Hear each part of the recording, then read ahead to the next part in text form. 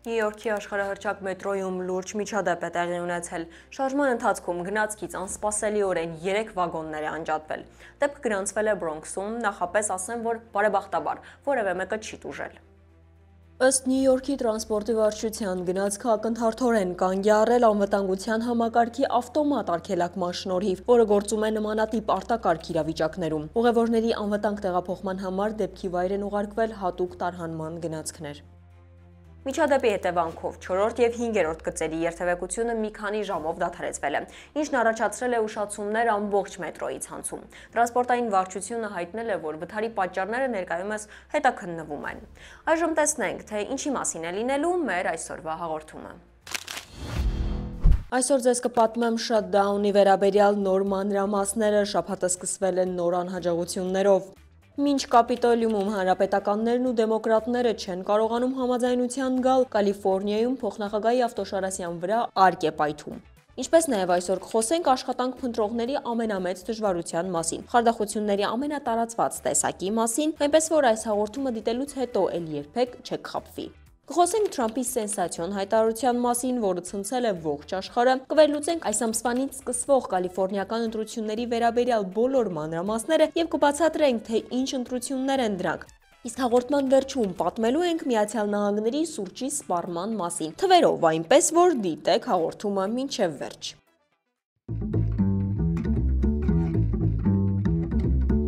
Բարև ձեզ, դուք միացել եք Glendale Newsroom-ին։ Ես Ավա Դավթյանն եմ եւ ինչպես միշտ ձեզ կպատմեմ Միացյալ Նահանգներում տեղի ունեցող ամենակննարկվող իրադարձությունների մասին։ Չմոռանաք լայքել տեսանյութը եւ մեկնաբանություններում գրել, որտեղից եք հետեւում մեզ։ Այս պարզ քայլերը օգնում են YouTube-ի ալգորիթմին ավելի շատ հայերի ցուցադրել այս տեսանյութը եւ ցույց են տալիս ձեր գնահատականը մեր կատարած աշխատանքի համար։ Անցնենք այսօրվա թեմաներին։ Միացյալ Նահանգների ծովային հետևակի կորպուսի 250-ամյակի տոնակատարության ընթացքում ԱՄՆ փոխնախագահի ավտոշարասյան վրա արգ է պայթել։ Դեպքը տեղի է ունեցել Կալիֆոռնիայում։ Ինչպես հայտնում է New York Times-ը, ցուցադրական կրակոցների ժամանակ արձակված արկը պայթել է օդում, ուղիղ այն մայրուղու վերևում, որտեղով անցնում էր փոխնախագահ J.D. Vance-ի կորտեժը։ Պայթյունի ալիքը հասել է Շարասյանը, իսկ բեկորները դիպել են ավտոմեքենաներին եւ ոստիկանության մոտոցիկլներին։ Ըստ Կալիֆոռնիայի ճանապարհային ոստիկանության զեկույցի, կրակոցներն իրականացվել էին White Beach-ի ափից մոտ 1 կիլոմետր հեռավորությամբ։ Արկի բեկորները թողել են մոտ 5 սանտիմետրանոց կտորներ, բարեբախտաբար որևէ մեկը չի տուժել։ Իրավապահ մարմինները հայտնել են, որ սկսվել է պաշտոնական քննություն, պարզելու, թե ինչպես է ցուցադրական արկը շեղվելուղուց եւ հասել փոխնախագահի ուղեկցող ճանապարհին։ Կալիֆոռնիայի ճանապարհային ծառայությունը հայտարարել է, որ միջադեպը գնահատվում է որպես անվտանգության խախտում, որը պահանջում է լրացուցիչ ստուգումներ եւ վերահսկողություն։ Լոս Անջելեսի բենզալցակայանում մեքենա է այրվել, առաջացնելով հսկայական հրդեհ։ Դեպքը տեղի է ունեցել Lincoln Heights թաղամասում գտնվող Arco բենզալցակայանում։ Քաղաքային հրշեջ ծառայության տվյալներով կրակը բռնկվել է Chevrolet Camaro մակնիշի մեքենայի սրահում։ Անցորդների նկարահանած տեսանյութերում երևում է, թե ինչպես են կրակի բոցերը դուրս գալիս մեքենայից ու բռնկում բենզալցակայանի տանիքը, իսկ սև ծուխը ծածկում է ամբողջ տարածքը։ Մեքենան ամբողջությամբ այրվել է, բենզալցակայանը լուրջ նյութական վնաս է կրել։ Հետաքրքրասեր վարորդների պատճառով երթևեկությունը դանդաղել էր, առաջացնելով խցանումներ։ Վնասվածքներ չեն գրանցվել, հետաքննիչները շարունակում են ուսումնասիրել միջադեպի պատճառը, պարզելու պատահական էր արդյոք բռնկումը, թե դա դիտավորյալ գործողություն է եղել։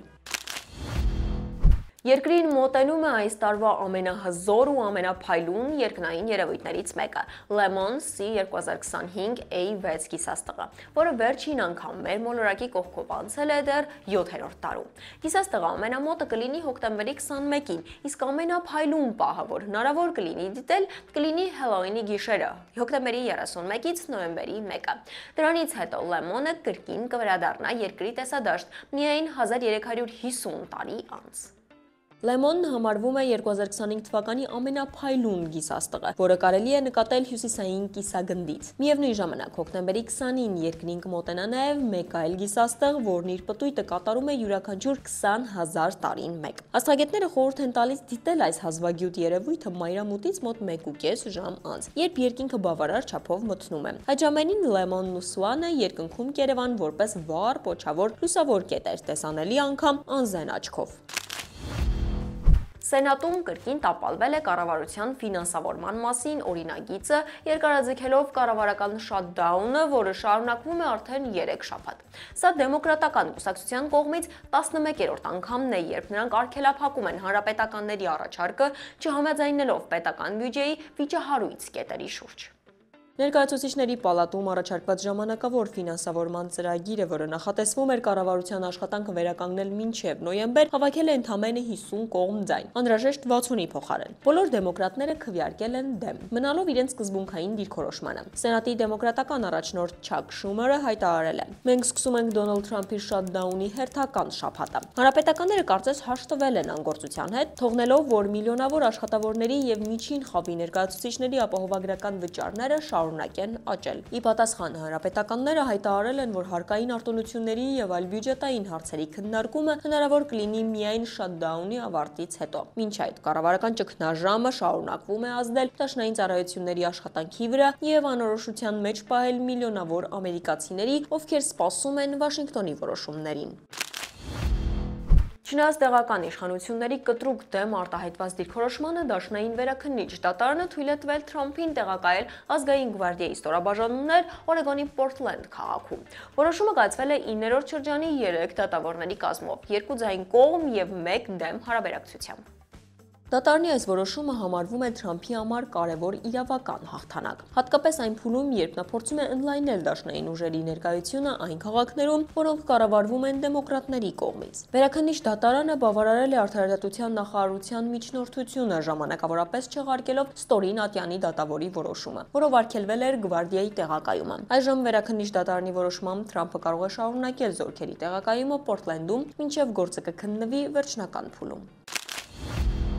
ԱՄՆ ներքին անվտանգության նախարարությունը հայտնել է, որ վերջին 9 ամիսների ընթացքում երկրում ձերբակալվել է ավելի քան 480,000 ապօրինի ներգաղթյալ։ Գերատեսչության ղեկավար Քրիստի Նոեմի խոսքով նրանցից մոտ 70%-ն արդեն ունեցել է դատվածություն կամ տարբեր հանցագործությունների համար գտնվել է հետաքննության տակ։ Նոեմը նշել է, որ Թրամփը այսին լիազորել է կենտրոնանալ հատկապես վտանգավոր հանցագործների վրա։ Նրա խոսքով ձերբակալվածների թվում կան անձինք, ովքեր դատապարտված են եղել սպանությունների, մանկահասակների նկատմամբ սեռական բռնության, ընտանեկան բռնության եւ այլ ծանր հանցագործությունների համար։ Ներքին անվտանգության նախարարությունը հավելել է, որ այս վիճակագրությունը չի ներառում արտասահմանից ժամանած փախստականներին, այլ երկրներում դատապարտվածներին, հանցախմբերի անդամներին եւ ահաբեկչության մեջ կասկածվողներին։ Թրամփի վարչակազմը հայտարարել է, որ ծրագրում է շարունակել այս լայնածավալ գործողությունները սահմանային վերահսկողության եւ ներգաղթի ոլորտում օրենքի գերակայությունը վերականգնելու համար։ Կալիֆորնիա նահանգի ընտրողները մինչև հոկտեմբերի 20-ը գրանցվել են նոյեմբերի 4-ի հատուկ պետական ընտրություններին մասնակցելու համար, որտեղ նրանք կքվեարկեն առաջարկություն 50-ի օգտին կամ դեմ։ Այս նախաձեռնությունը առաջարկում է ժամանակավոր փոփոխություններ կատարել նահանգի կոնգրեսական ընտրական շրջանների սահմաններում։ Հիմա հասկանանք, թե ինչ է առաջարկություն 50-ը ավելի պարզ լեզվով։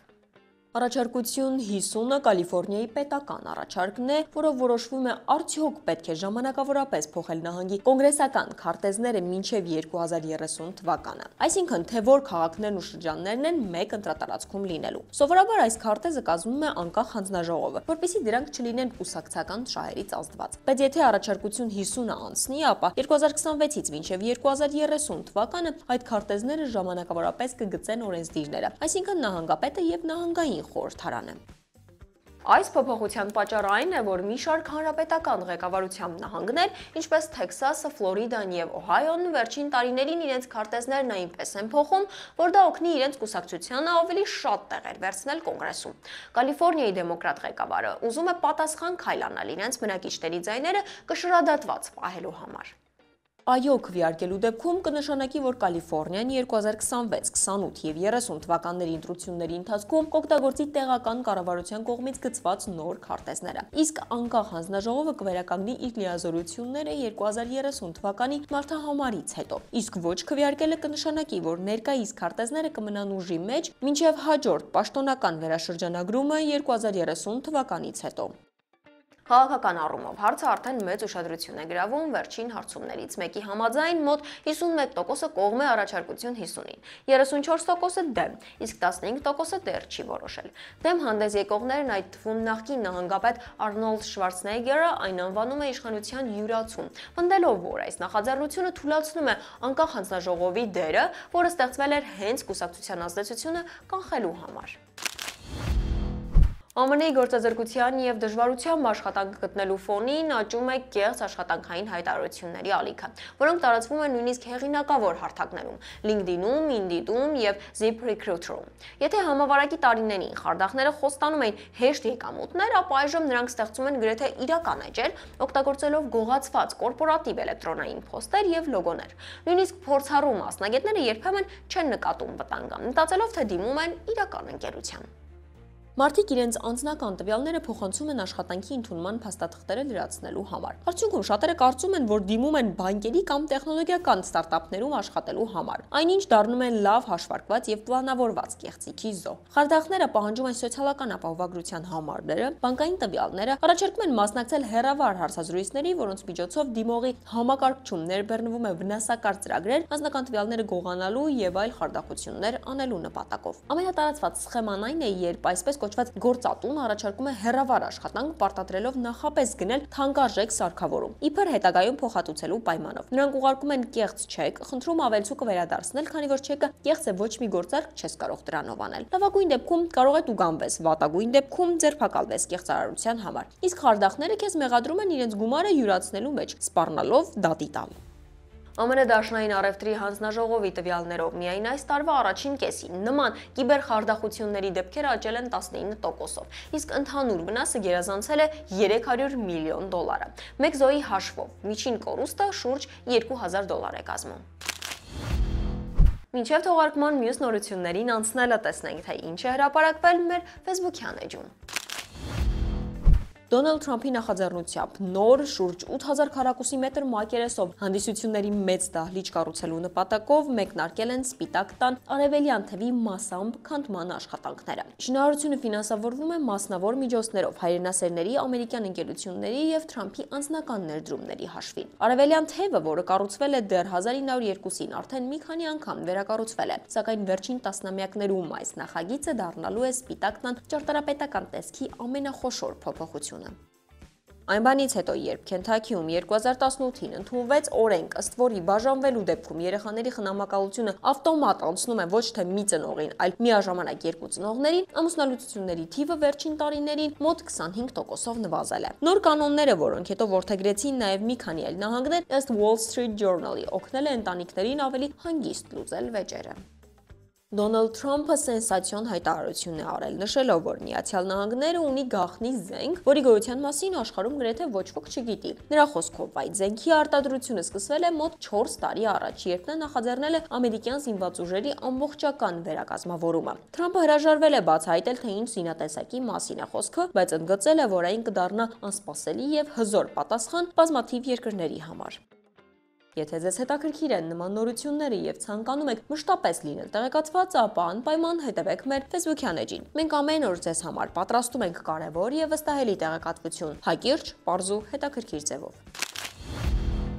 ԱՄՆ նախագահը եւ Ավստրալիայի վարչապետը Սպիտակ տանը ստորագրել են ռազմավարական համաձայնագիր, ուղղված հազվագյուտ հանքանյութերի մատակարարման եւ մշակման ոլորտում համագործակցությանը։ Այս փաստաթուղթը Չինաստանի հետ աճող առևտրային մրցակցության պայմաններում դիտվում է որպես կարևոր քայլ Վաշինգտոնի դիրքերը ամրապնդելու համար։ Թրամփը նշել է, որ բանակցությունները տևել են 4-ից 5 ամիս, իսկ Ալբանեզան հայտնել է, որ Ավստրալիան արդեն պատրաստել է $8.5 միլիարդ ներդրումային փաթեթ ծրագրի իրագործումը։ Սպիտակ տան հաղորդմամբ առաջիկա 6 ամսում երկու երկրները նախատեսում են համատեղ ներդնել ավելի քան $3 միլիարդ հազվագյուտ եւ ռազմավարական հանքանյութերի արդյունահանման ու վերամշակման ոլորտներում։ Ընդհանուր ռեսուրսների արժեքը գնահատվում է ավելի քան $50 միլիարդ։ Լրագրողների հարցին, թե արդյոք կվերացվեն մաքսատուրքերը ավստրալիական ապրանքների համար, Թրամփը պատասխանել է, որ Ավստրալիան արդեն վճարում է աշխարհի ամենացածր մաքսատուրքերից մեկը եւ հավելել, որ ԱՄՆ-Ավստրալիա հարաբերությունները այժմ պատմության մեջ լավագույն մակարդակի վրա են։ ԱՄՆ-ում ոստիկանությունը զգուշացնում է նոր վտանգավոր թրենդի մասին, որը տարածվում է TikTok-ում։ Պատանիները սկսել են խաղալ այսպես կոչված AI Homeless Man Prank խաղը։ Նրանք արհեստական բանականությամբ ստեղծում են կեղծ տեսանյութեր, իբր տուն են բերել անօթևանի, հետո այդ տեսանյութերը ուղարկում են ծնողներին կամ ընկերներին, հարցնելով՝ դու ճանաչում ես այս մարդուն։ Հաջորդ կադրերում անօթևանը արդեն նստած է տանը կամ պառկած անկողնում, ինչը բնականաբար ծնողների մոտ խուճապ ու վախ է առաջացնում։ Ոստիկանությունը հայտնում է, որ այս խաղը շատ ընտանիքներում առաջացրել է իրական տագնապ եւ ծնողներին հորդորում է բացատրել երեխաներին նման վարքագծի վտանգները։ Նման կեղծիքները կարող են լուրջ հոգեբանական վնաս հասցնել եւ խախտել հասարակական կարգը։ Օհայո նահանգում արդեն եղել են դեպքեր, երբ երկու դեռահաս պատասխանատվության են ենթարկվել արհեստական բանականության միջոցով խաբեության եւ խուճապ տարածելու համար։ Ինչպես նշել է շերիֆի գրասենյակը, սա պարզապես պրանկ չէ, սա հանցագործություն է, որի համար հետևանքներ կլինեն։ Երկու երկրների միջև աճող լարվածության ֆոնին Կոլումբիայի կառավարությունը հայտարարել է, որ հետ է կանչում իր դեսպանին ԱՄՆ-ից։ Թեև պաշտոնական պատճառները չեն հրապարակվել, քաղաքական շրջանակներում այս քայլը դիտվում է որպես անհանգստության եւ դժգոհության հստակ ազդանշան, կապված Վաշինգտոնի եւ Բոգոտայի հարաբերությունների վատթարացման հետ։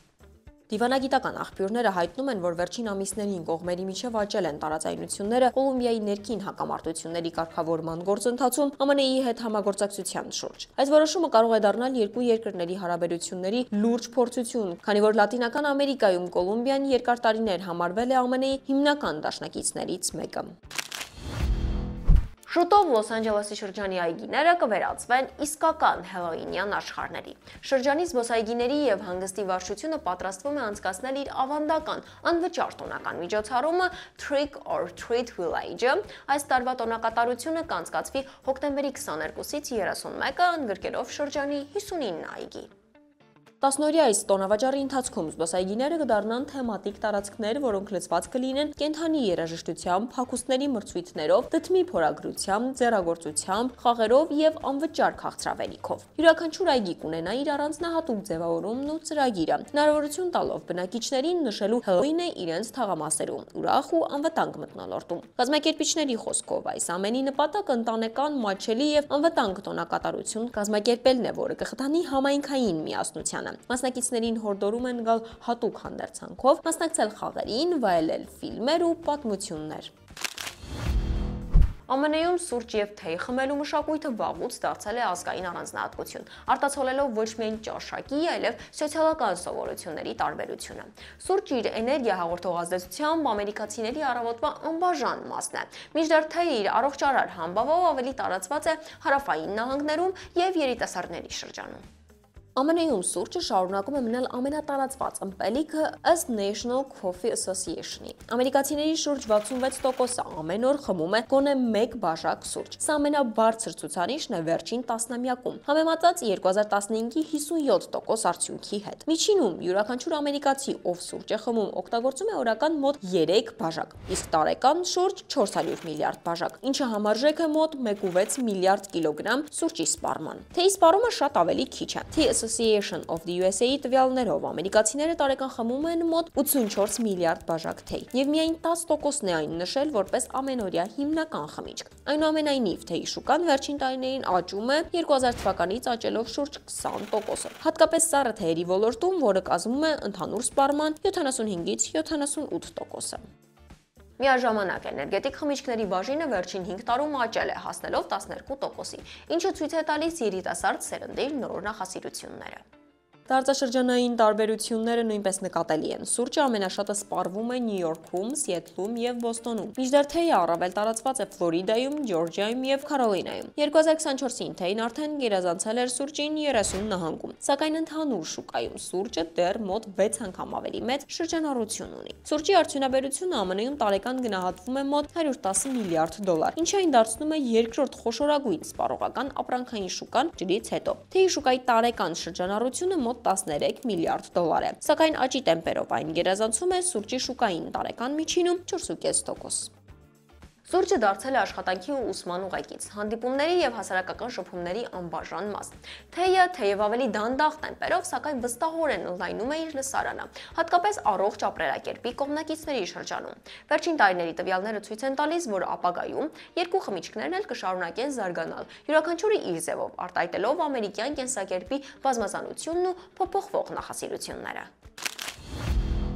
Գիտնականները մշակել են նոր տեսակի աչքի իմպլանտ, որը կարող է մասնակիորեն վերականգնել տեսողությունը կույրերի մոտ։ Սարքը բաղկացած է հատուկ ակնոցներից, ներկառուցված տեսախցիկով, որը ֆիքսում է շրջապատը եւ փոխանցում պատկերը աչքի մեջ տեղադրված փոքրիկ անլար իմպլանտին։ Վերջինս լույսը վերածում է էլեկտրական ազդակների եւ ուղարկում ուղեղին, ձևավորելով տեսողական պատկեր։